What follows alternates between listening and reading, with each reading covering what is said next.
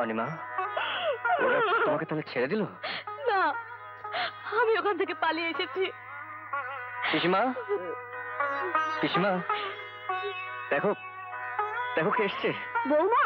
হ্যাঁ, অনিমা ওখান থেকে পালিয়ে এসছে। তোর এতগুলো পুরুষ মানুষ থাকতে একটা সামান্য মেয়ে মানুষ তোদের সামনে থেকে পালিয়ে গেল। তোদের কেটে টুকরো টুকরো করে কুকুর দিয়ে খাওয়ানো উচিত। তো পাখি উড়ে গেছে, পুলিশ সব জেনে যাবে। না, এখানে আর এক মুহূর্ত থাকা ঠিক নয়। না। এই শোনো। বলো।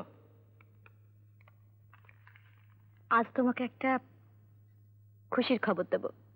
কি খবর? আমি আমি কি? বলো। আমি মা হতে চলেছি। তার মানে আমি বাবা হতে চলেছি?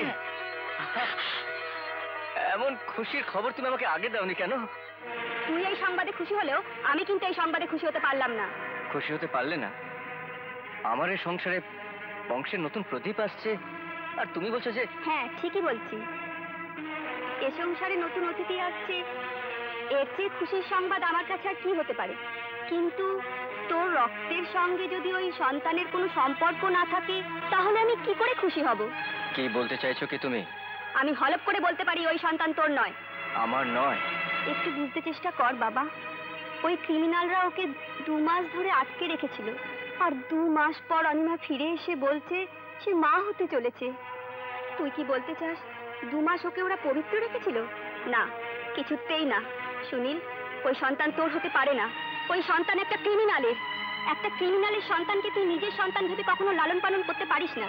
এ বংশের প্রদীপ জ্বালাবার জন্য যদি এ সংসারে কেউ নাও আসে, যদি এ সংসার চিরদিনের মতো অন্ধকার হয়ে যায়, তবুও ওই ক্রিমিনালের সন্তান এ বংশের প্রদীপ জ্বালতে পারবে না। এটাই আমার শেষ কথা।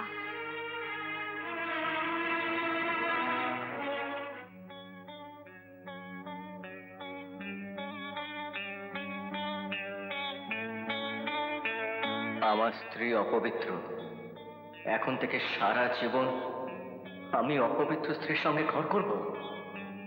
না না, এ হতে পারে না, হতে পারে না।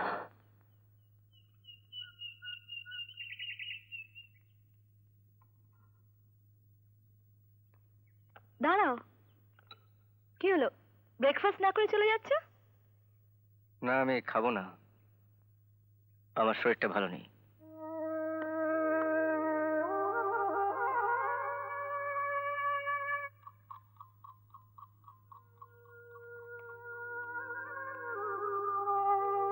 দিদিমণি, দাদাবাবুর জন্য কত রাত জেগে থাকবেন? আপনি ঘুমিয়ে পড়ুন, আমি দাদাবাবুর জন্য জেগে আছি। না মতে, তুমি ঘুমিয়ে পড়ো, যাও। মালিক জেগে থাকবে আর আমি ঘুমোবো? না না না না, আমি জেগে বসে থাকবো।